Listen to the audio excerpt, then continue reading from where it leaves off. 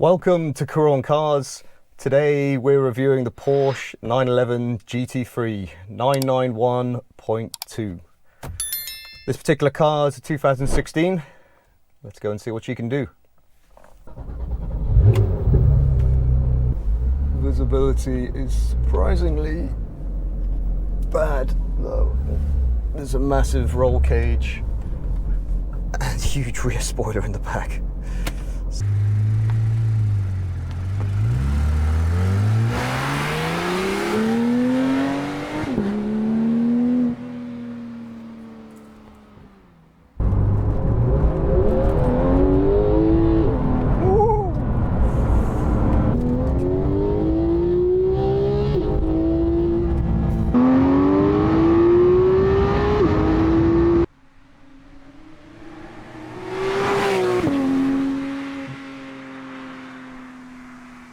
That familiar Porsche feeling with the engine at the back and the undiluted steering at the front. Rear-engined setup that Porsche is so famous for. Just the front just seems so light. It's always good to see a 9,000 RPM redline. Having a newer dual clutch box compared to the 458, it definitely kicks down a lot better in automatic mode. Just gets down the gears a lot quicker than the Ferrari. It's just a lot more refined. Let's try manual mode.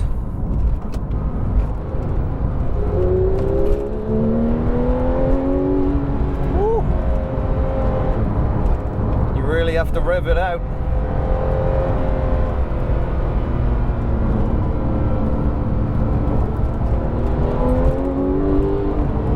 Less torque, but definitely feels like more traction.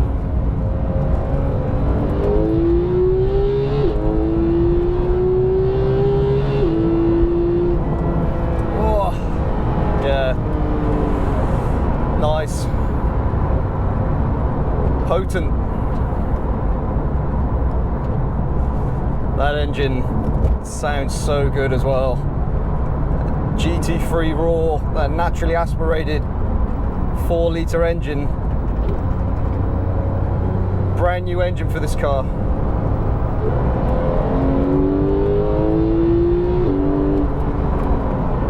Woo.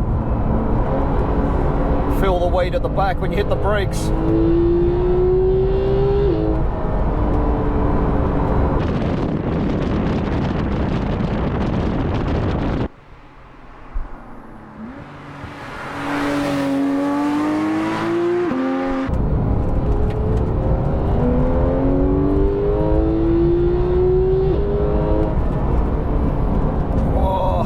Modern cars are so fast these days, so fast.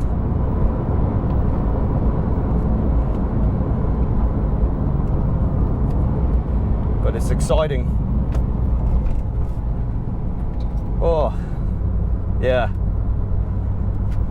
This is why we buy these cars, thrilling.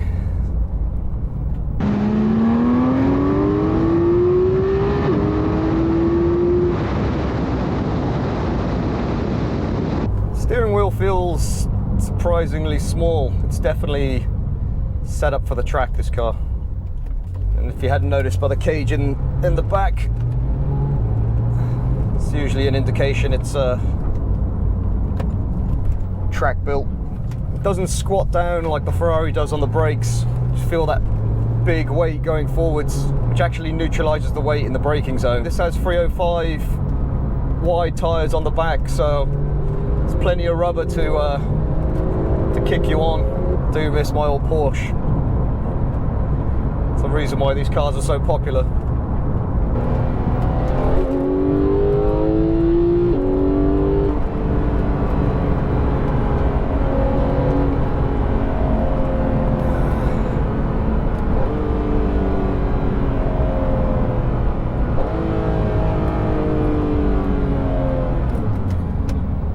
The engine's got a really raspy note. Really does sound like a single-seater bag of bolts race engine behind you. I didn't expect that.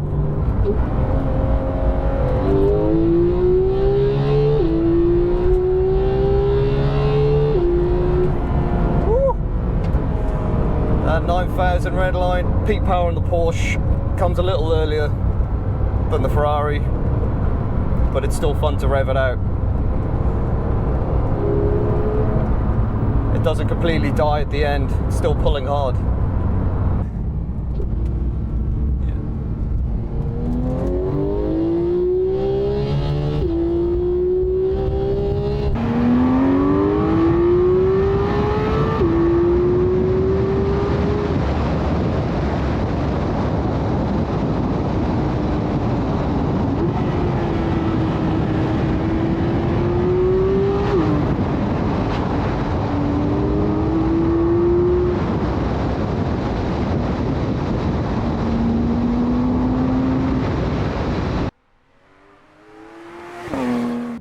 Handbrake feels smoother in this car. That's it's a weird thing to say, but these tactile things make a difference. So the Porsche's got the Ferrari on that one. The buttons just feel a bit better. Apart from the indicator stalks, that's a classic cheap Porsche add-on. I always wondered why they did that. Far from the titanium several £1,000 stalks you get in a Bugatti Veyron. We're at the Porsche at the other end of the spectrum on that. As with most cars, it is a lot more fun in manual mode. Oh, these gear shifts are so quick. 6 years difference between the 2009 Ferrari gearbox and the 2015 Porsche gearbox. Really does show how ahead of the game Ferrari was back in 2009 when the 458 came out. Got those classic Porsche dials, still an analog speedo, still an analog rev counter, still looks good. Classic Porsche font. They really haven't changed the recipe much on that. Really does struggle with the low down torque compared to the 458. You really need to get above 4,000 for this to push on. Pushes on alright. Brakes feel pretty solid. There's only steels on this one, no carbon ceramics.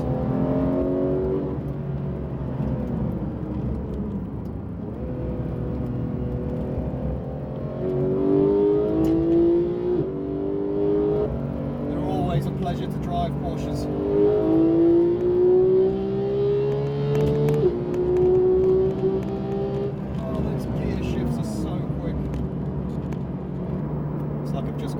In the 458.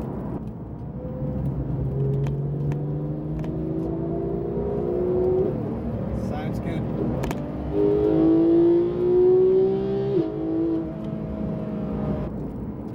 It's always a bit weird following the car you own. Feels like someone stole it. But I'm happy to make that sacrifice today. Relatively fair swap. This car is covered in suede. A lot less leather as you'd expect in a track car. A bit on the carbon seats, but yeah, a lot of plastic and suede. Suede steering wheel. I like how the gear stick has a little suede on it. Gives it a nice feel. Suede roof. Plastic dash. Built for the track. One of the biggest advantages that I find about Porsches that you can really blend it. You just get noticed less, which is not always a bad thing. The sound of the differential, the gearbox and the engine, it's just so rattly. Definitely feels like you're in a track car. The little shift into manual just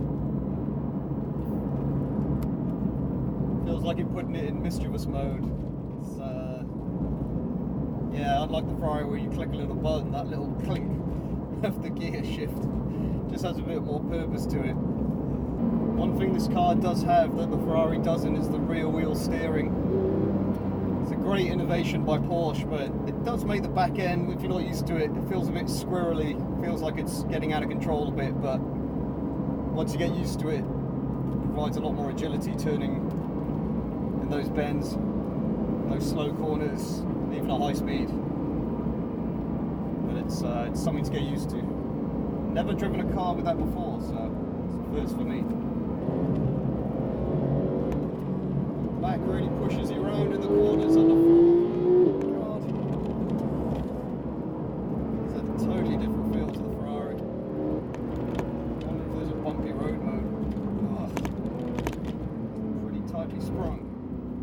The 991.2 GT3 saw significant improvements over its predecessor, the 991.1 GT3. Focusing on a revised engine, subtle but effective aerodynamic and chassis changes. The most notable change was the introduction of the 4-litre naturally aspirated flat 6 engine over the previous 3.8. This is a brand new designed engine compared to the 3.8, so this isn't just a simple displacement increase, this is a reworked engine. A major and highly anticipated change was the reintroduction of a manual gearbox as well as the standard PDK. The PDK did receive upgrades over the previous version for software upgrades for quicker and more precise shifts. Though I do love a manual transmission, the PDK in this car is, I have to say, fantastic. The 991.2 retained the rear steering system that was available in the previous model. Efforts were made to reduce the weight, though it's still a bit of a hefty boy at over 1,500 kilos. Pretty similar to the 458, but maybe about 50 kilos in it. The interior was updated with the latest software, the Porsche communication management system, as they like to call it. The steering wheel design was also revised compared to previous generations. The exterior received subtle aerodynamic changes, including a revised front bumper. You do have to love a big wing on a GT3 though. Kind of feel like a GT3 should have a fixed wing. I love the retractable wings, which are available on this as a touring package, but I do prefer the fixed big wing. Why else are you buying a GT3? It's a track car.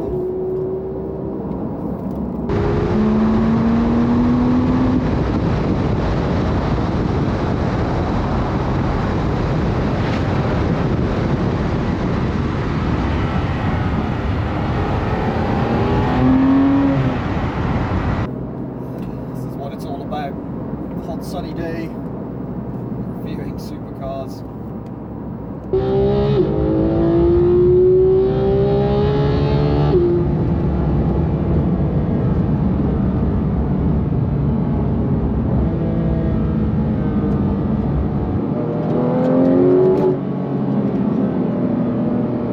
Grip in this thing is something else. Just hurtles you down the road.